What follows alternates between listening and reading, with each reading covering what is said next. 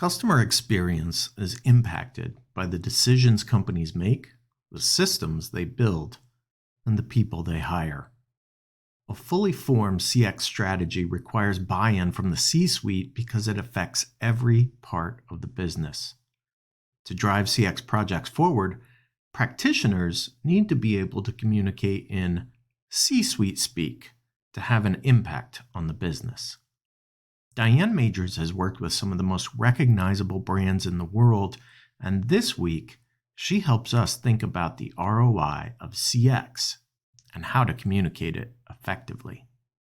This week on Next in Queue, we touch on customer experience versus experience management, CX indicators versus CX measures, why employee experience affects customer experience, why a formalized decision-making process is critical to success, what journey mapping accomplishes and who should be involved in that process, and the power of both questions and change leadership. Let's get to it.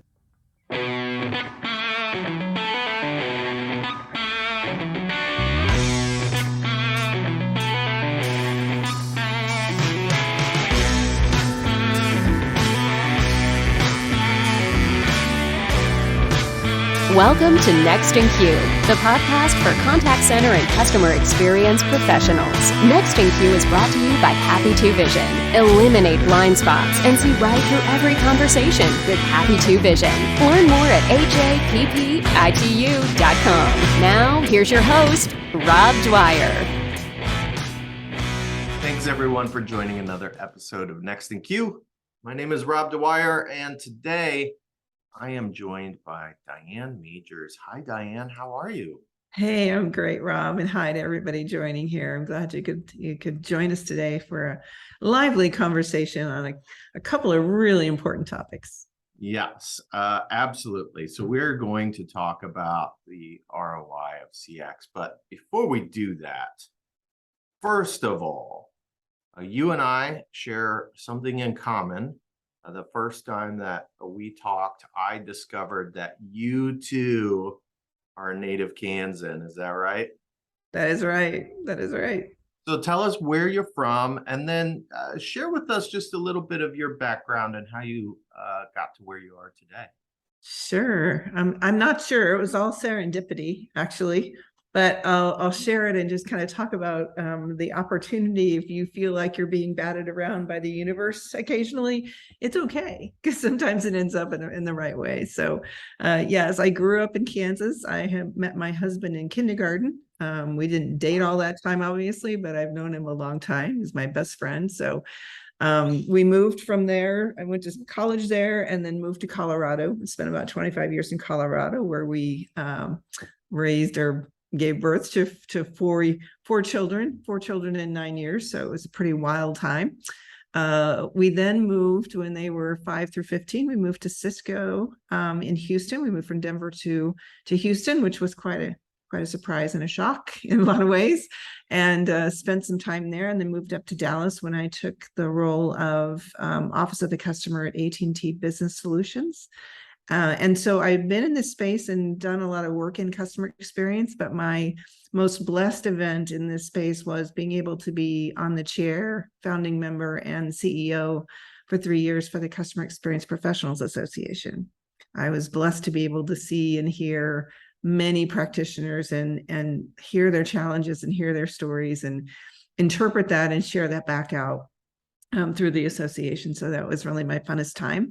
And now I kind of am a little bit of a CX whisperer, I guess you could say, for organizations that are trying to do this work or reinventing the work, that are trying to build this discipline and really help organizations move forward. It's a tough job. And so people need help. They need support. They need, somebody who's been there, done that. And so that's what my company does, is really help people do that today. So that's a little bit about me. Well, thanks for sharing that. It strikes me that there is so much attention on CX these days, but it is also one of those roles that I think for a lot of companies seems a little bit nebulous, a little bit Mhm.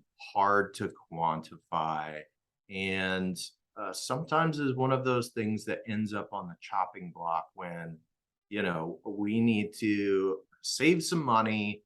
And we've seen a lot of this happen just really over this past year, right? A lot of CX Yeah, professionals yeah. have been laid off because companies are slashing their budgets. So, what we want to talk about today is really that value that CX brings, that ROI, because for some companies it is hard to measure, but there Mhm. are ways to do that. There So, are, there are. Hey, let me just say too, this happened in 2008, 2009, that people were talking about customer experience. Every time companies or something happens, like at the pandemic hit, we saw the same thing. And I think what we see with organizations that do that, where they think it's a soft and fuzzy, nice to have, the companies that actually double down on it end up being better off because they are able to understand their customers in a deeper way, what the expectations are, work with their customers on value and how they create that, rather than saying we're going to not pay attention to that. And I think that's part of the misnomer of customer experience versus experience management. So I want to talk about that to set the stage, if that's okay. So I yeah, think absolutely. that makes sense. So whenever someone, I've been in this space long enough to know that when we talk about customer experience, because now it's kind of the thing, like everybody talks about it, everybody owns it. And you know what? That's true. Everybody somehow impacts the customer experience. So when we think about customer experience, it's like we can't really do without it because people are impacting it every day by the decisions they make, the systems they build, the people they hire. They're impacting the experience. What experience management allows us to do is to be able to really listen and understand customers and employees. It helps us to really align the organization around how we're going to come together to build experiences and make sure they're seamless and collaborative, cross channels, all of that. We also try to really create and intentionally design experiences from a much more holistic standpoint. We look at the measures and metrics, and everybody will say Net Promoter Score, all the CSAT. But what we really know is that those are indicators that if customers have a good experience, they spend more, they stay longer, they refer people.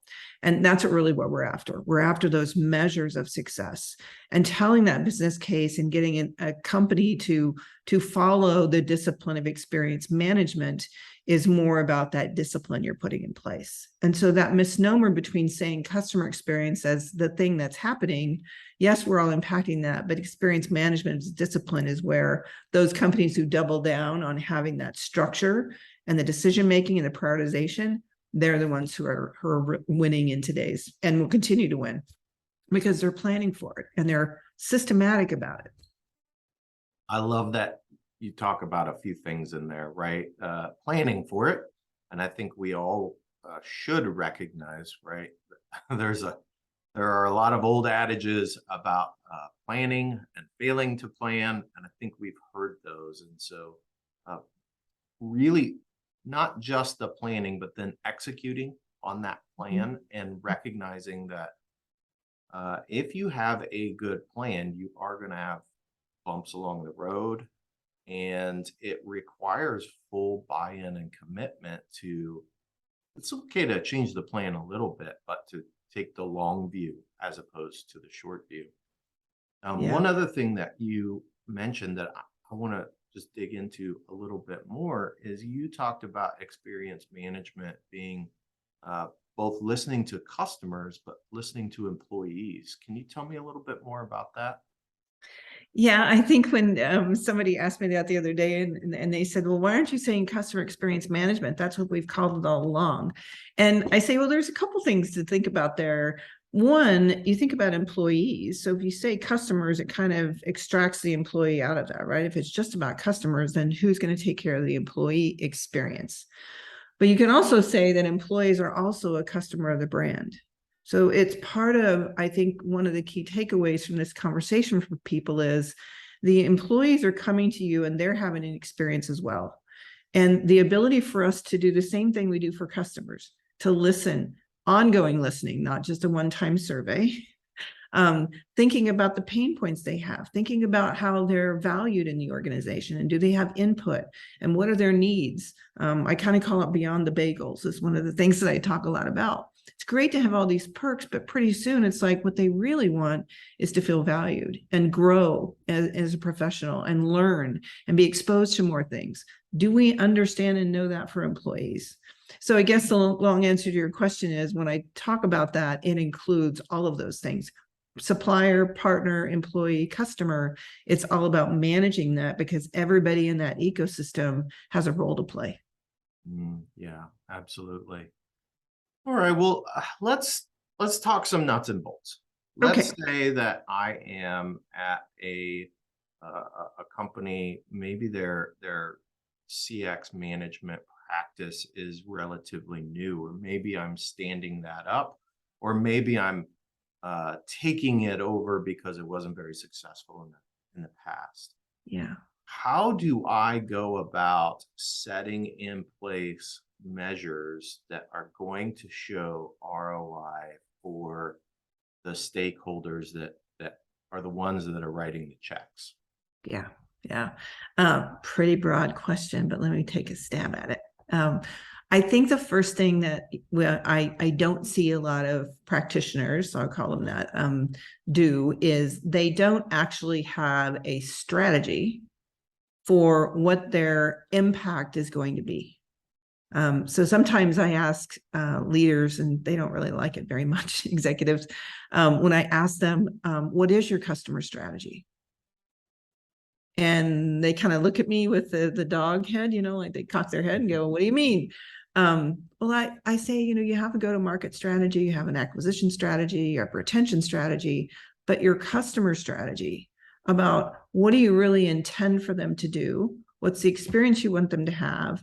What are you looking for them to do differently? Are you wanting them to engage more? You want them to use self-service more? Who's your best customer? Like, just thinking about what are you really trying to accomplish? Because inevitably, it's to start to respond to your question, when you think about what the brand is trying to accomplish and the value they're creating for their customers, you have to understand that first before you can identify what you're going to measure. So is it number of referrals? Is it moving people to self-serve? Is it more engagement in community that they want? For a nonprofit, for example, that's a goal for them. And the ability for you to identify that goal and translate that into what's the customer doing with the organization that indicates to me that we're changing that. Like one nonprofit we worked at, that was the number of donors that were referred through other donors. That was a key measure for them to say, if we know people referred, they stay longer, they donate more. They had the data to kind of back that up. So that's the important thing, I think, of understanding when you say measures. It's not things like Net Promoter Score and CSAT. Those are good indicators, but really I'm looking for what's the behavior or changes that we're after that we can actually count, that we can say, if I have that, I can then say an average donor usually donates $5,000 a year for this nonprofit. And if they come to us through a referral, they stay longer, they donate for more years, and they donate more money. So I can financially say, if we do this, if we restructure their donor program, we're going to be able to get more revenue. And guess what?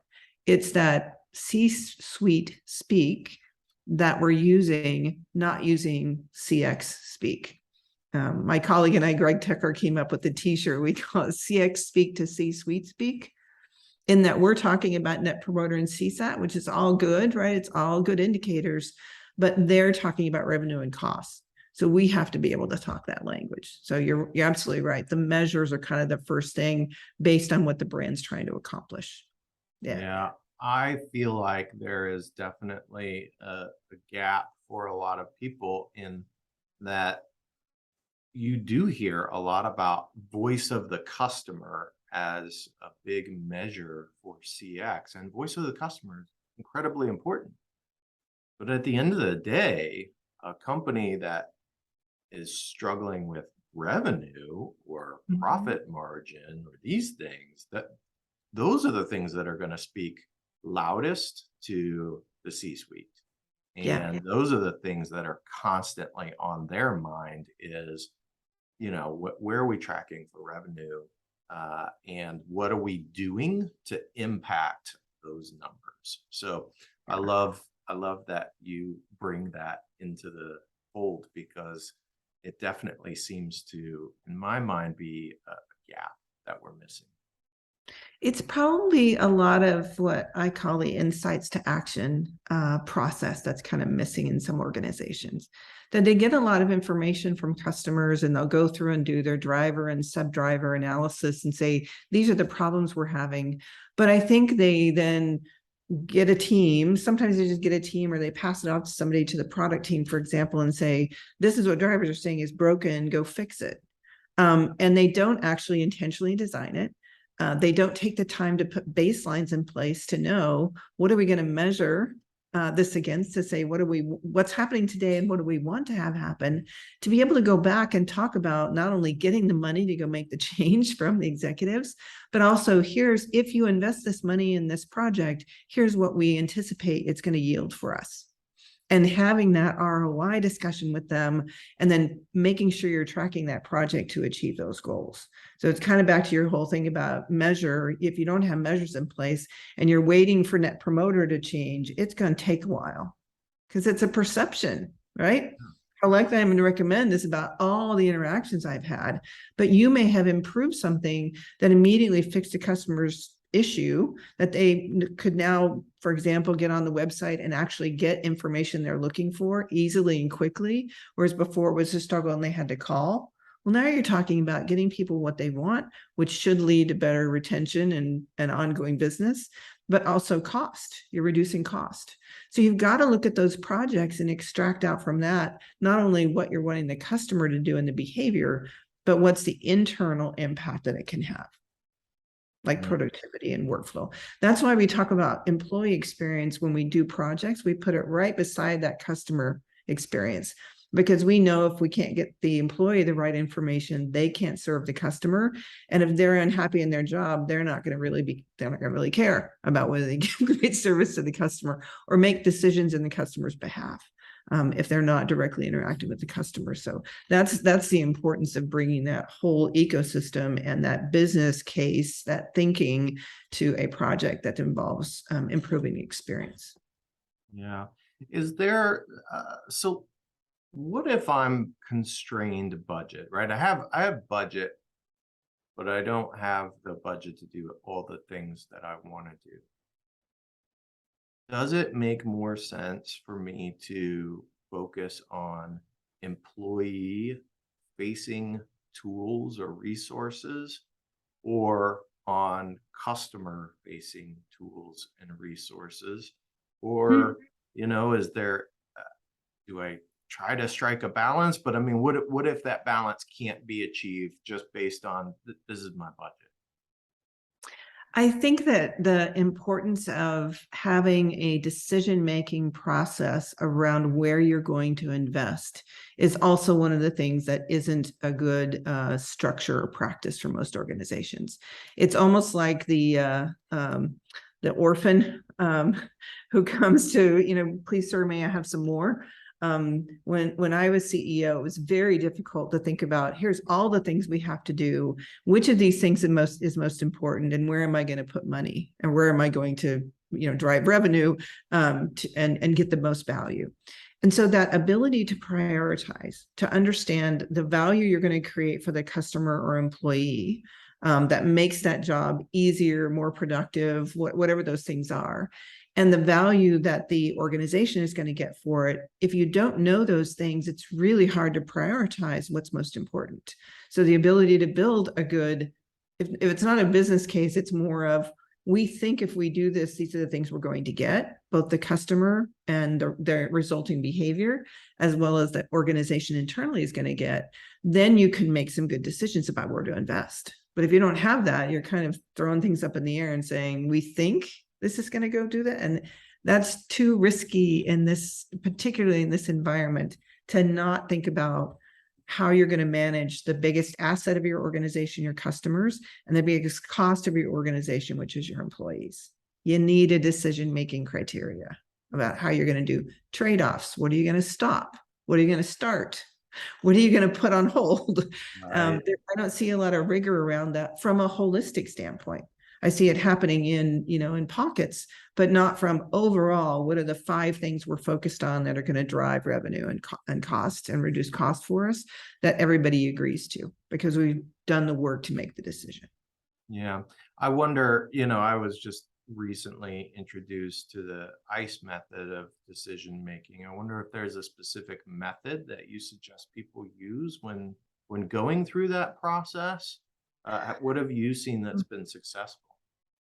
I hate to use the old "it depends," but it depends. I think the value equation is one. Like if you are creating value for a customer, you're saving me time. You're promoting the fact that if I use your product, it's going to make my life better. The value you create for customer, even B2B customers, like making their team more productive or helping them to respond quicker to their customers.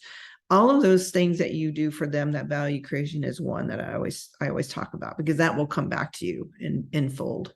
But lots of organizations will have, level of difficulty, impact to the internal, impact to the customer, but they'll also start to weigh in things like feasibility. Is it something we can do? Is it innovative? Effort and complexity. Is it something that's just too way out there? And if it is, can we break it down into smaller chunks? So that when I talk about a decision making, it's how they're going to approach those things and really think through them. So I don't think there's one equation. I think ICE is a good method because it helps kind of take you through that. But some people put together their own equation about here's the things that we need to know in order to make good decisions. And then here's the things we have to talk about. For example, I often, when I work with organizations, one of the first things I do is go in and say, what projects are in flight? What are you already working on? Because if we're trying to make decisions about how to drive revenue, are any of those things going to drive revenue? And if they're not, and we're just doing it as, well, maybe it's foundational, but if it's something that we're trying out or we're not sure of the return, you'd have to make a trade-off decision there. So that's an important part to think too, not just about projects you want to do that are going to drive revenue, but what are you already doing that you might want to stop or enhance or bring together. I rarely go into an organization where they actually know all the things that are happening and where they're spending their money. It's kind of a sad statement, but it happens.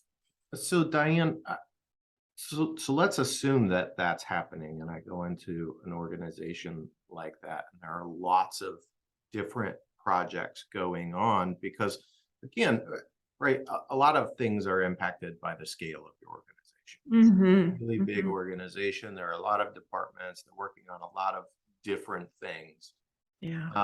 How do you go about getting on a medium to large size company? How do you go about getting all of that information and getting everyone on the same page? Because everyone's got their own things that they're working on that they maybe prioritize differently than some other department. Yeah, even within it, with even a business unit or a functional unit, sometimes they're prioritizing differently, which is fine. I'm not saying they all have to have the same one, but when we think about experience management, one of the things we help the organization to do is to get a much more holistic helicopter up view of what the experience is like for both the customer and employee. And we're identifying those key moments that we need to fix things. They call it moments of truth or critical touch points or whatever you want to call them. That if those are the things that are driving customers away or not helping us acquire customers or are high cost to serve that we don't need to be doing, then we need to focus on those things. I kind of always say, what are the 5 things that are driving customers away? And do we have projects against those? So sometimes looking at a whole ecosystem map or a journey map, not to do the mapping itself, but really have the viewpoint after you've done that for people to understand that you're doing this project and it has upstream and downstream impacts. And there might be somebody else who is working on something downstream that you're going to change that's going to impact them. So they begin to see the puzzle pieces come together and they begin to see that they can really optimize their investment by looking at what they're doing today. And then if there's something that's missing, they want to go do, what's the trade-off going to be? Are we going to combine some projects? We're going to kill a couple of them. What's going to happen just so you have this ability to manage holistically from the experience perspective? because that's really what you exist for, right? Yeah. We exist for our customers. And so if we're not doing what they need us to do in order to drive the right behavior from them, the right emotion, the right results, then we're kind of doing the wrong thing. We're off in our own island creating things. Yeah. One of the things that I like to do is, and I struggle with it sometimes, but I like to not make too many assumptions about the knowledge base of my audience. And so sometimes we get jargon and things that we talk about that maybe we know a lot about, but other people may not know as much about. And you just mentioned one that I would love for you to take us in. Just, you don't have to go super deep, but can you talk about a journey map and what that is? Yeah. Journey mapping is a technique that's been around a long time. And when I describe what it is, I think you'll see that it's really the reason it's been adopted so much is that it allows the organization to have a much more holistic, integrated view of what's happening in the organization. So a journey mapping is just a design technique that allows you to begin to think about and start with the customer's life, what they're doing, their needs and wants, what they're trying to accomplish, how your organization fits into their lives and what they need and want from you, and kind of maps it end to end from the time let's say I want to go buy a new car. I have a need. And I may search a lot of different car companies. I have to pick one and decide on a model. And I might do that before I even get to an auto dealership, right? So there's all those steps. And I get to the dealer or I go online and buy it online, either way. And I have to get my financing, and then I have to make my payments, and then I've got to maintain the car, got to get insurance. All of those things together, we're mapping that customer's journey and trying to figure out the best way to fit in their lives based on their needs, wants, and what they're trying to accomplish and how they want to accomplish it. Is it a value purchase? Is it a purchase for my 16-year-old who I want to get a beater car? Or is it one for me where I'm getting rid of the family minivan and getting a sports car, right? So how you know your customers and how you think about that journey and all the things that need to happen to come together to deliver an experience is incredibly insightful.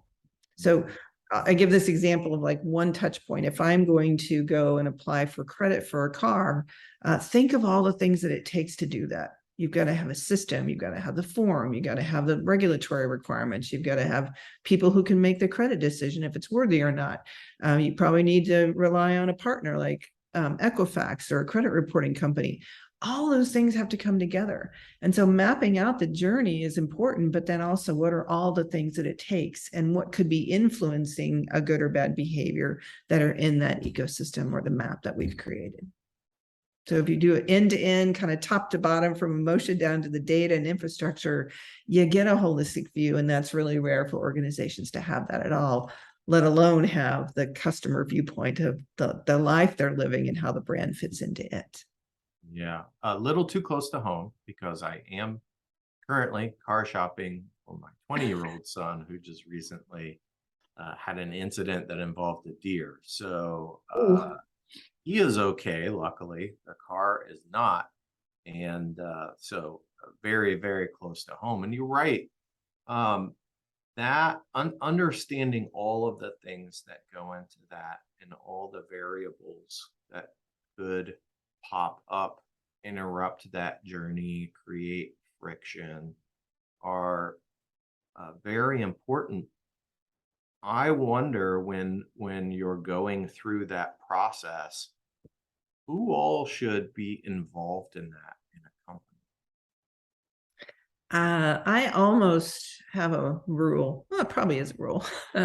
I want anyone who might own or influence the experience across the entire journey should be in there.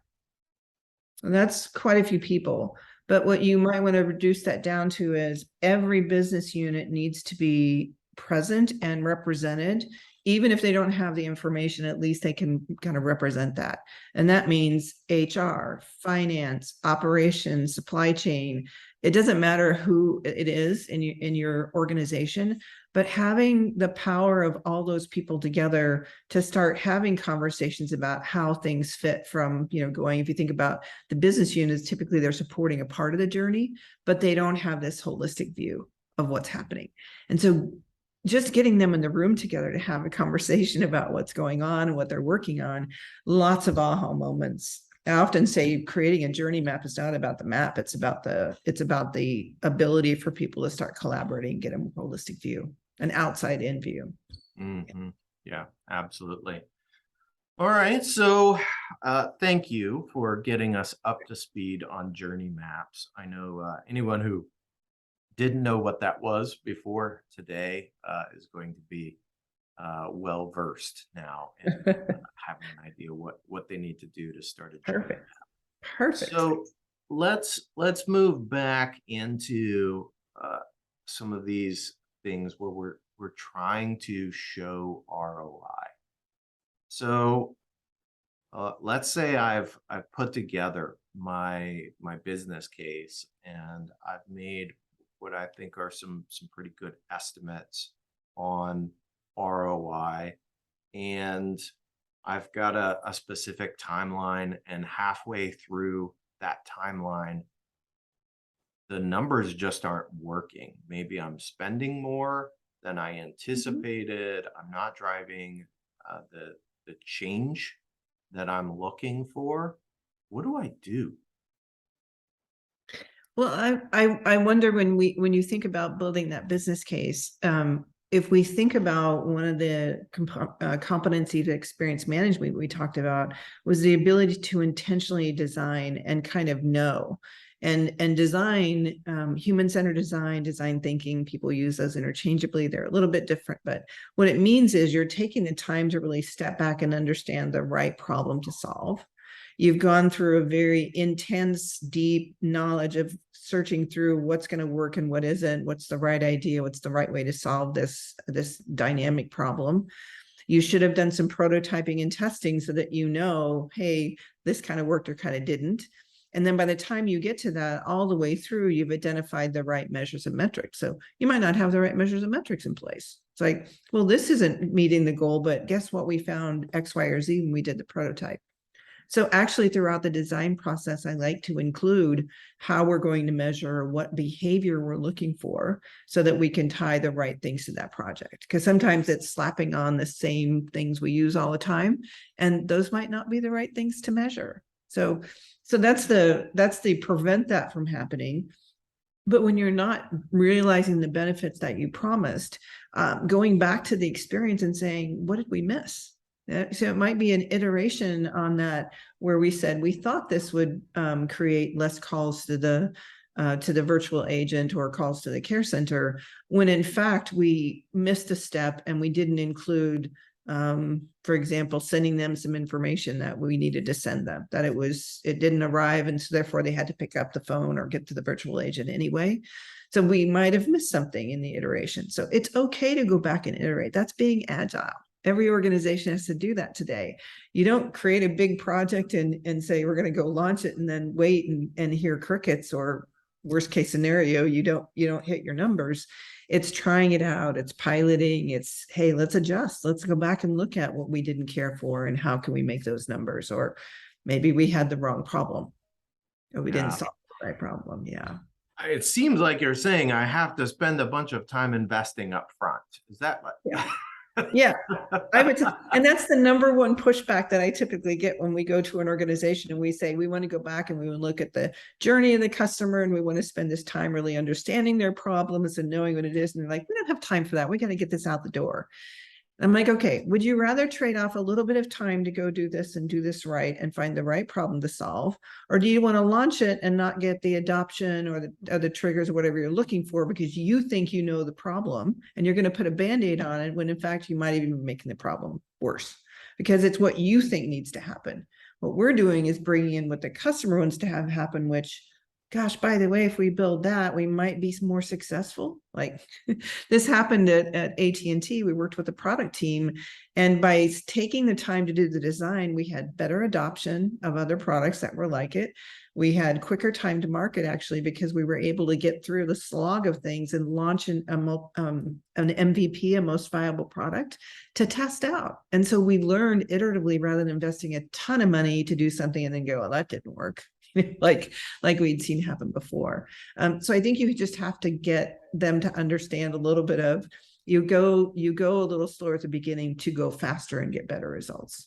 And it just takes, sometimes in an organization, we'll find somebody who wants to go do it and who's kind of ripe for it, and we'll do it. And then we'll share that story about what the difference it made in a better collaborative product or design, or we cared for what happened, the unhappy paths. Like a lot of times when people are creating a solution, they don't think about the unhappy paths. What if somebody doesn't do this? What are they going to call? Then they're going to go to the virtual agent. Have we designed that experience to hand off to another channel if something goes wrong? So we're caring for that whole thing, so it makes a better product. And in the end, when you're done, you just have to convince people it's the worth of that time that's well spent to really figure that out. It sounds to me like you have to ask a lot of what if questions. I come up with a lot of answers to those what if questions. It really is, but that's the discovery. And I say a lot of times people call me the tough question lady, because I will ask those questions that nobody else is asking, like the elephant in the room, and questions that are from like outside the marketplace, or outside their marketplace. How would this compare to if you were doing this at Apple? What would be different about their design? Now, I think you have to be a little bit provocative. You have to be curious. You have to really ask a lot of those questions and really put yourself in the shoes of the customer as a human. We're customers every day, right? In many, many ways. Yeah. And so putting yourself in the shoes and thinking about, well, how would I feel about this? Or better yet, like Colin Shaw, one of my friends, says, what if this were my mom I was designing this for? What would I do differently? I mean, it kind of takes a different perspective to do that. Yeah. I think you raise a couple of things. One is really when you're doing that process, having a specific person in mind. I think we all kind of talk about, the customer, and it's this nebulous thing. It's not a person, right? Yeah. We talk about voice of the customer. That's not a person. So when you change your mindset and you think, okay, this is actually my customer, right? It's my aunt, or it's my mom, or it's my brother, whoever it is. That helps you really hone in and think about their experience, because now you're tying it to a real person, and that really changes the way that we think about things. Absolutely. You have way more empathy and way more understanding of, if this were me going through this, what would I experience? And it will expose things that people don't think about, like that unhappy path. Or I was working with a retail shopping environment, and they were talking about how clean the store was and all those things that they had really worked very hard on. And when we started to do some research, what we found was people, their first impression coming to the store was a dirty parking lot and dirty carts. So you didn't have me at hello, I call that. Like, you have to care for things that happen even before you think they're part of your organization. Like walking in the front door, there's a brand perception, and there's things that are happening about your brand and the perception that they're building about your brand way before they ever interact with you in this day and age, with social media and reviews and all of that. So that's super important. So yes, I love your point of really thinking about creating, and that's why companies use personas. They try to make that, come to life. This is the person, Nancy or Carlos or whoever it is that we're talking about, because it brings that human back to, this is a person's life we're talking about. Yeah. The other thing that you mentioned that I think can be really challenging for people, particularly in a group setting, is asking questions, even some really basic questions, right? I think a lot of us have a fear of looking like the stupid person in the room, right? And asking the dumb question. When the reality is sometimes asking those questions can really elicit some really intriguing information. And sometimes people haven't really thought through that question. And so Yeah. being able to not have that fear and just say, I'm going to ask this, and can you walk me through this like I don't understand any of this. You remember, do you remember in Philadelphia, the movie Philadelphia, when I have not seen that in a long you time. haven't? It's such a good movie. He uses the phrase, explain this to me like I'm a 6-year-old. And Yeah. what I love about that is that I always tell people, approach this like you're a 2-year-old child, like asking the why question and what ifs and the scenarios you talk about, because that helps people really stop and think rather than going right to the solution. So that's the other thing I have trouble with in getting people to come and talking about design is human beings want to solve problems. And invariably, when you have a problem that you're hearing from voice of customer, and we get done doing a focus group, for example, and everybody wants to go fix stuff, and it's like, well, wait a minute, let's really sit with the problem for a little bit, really discuss why it's happening, what are all the things we could do. Let's look at other data, for example, so that we find that, again, right problem to solve before we go in solution, because putting a Band-Aid on something isn't going to make it better.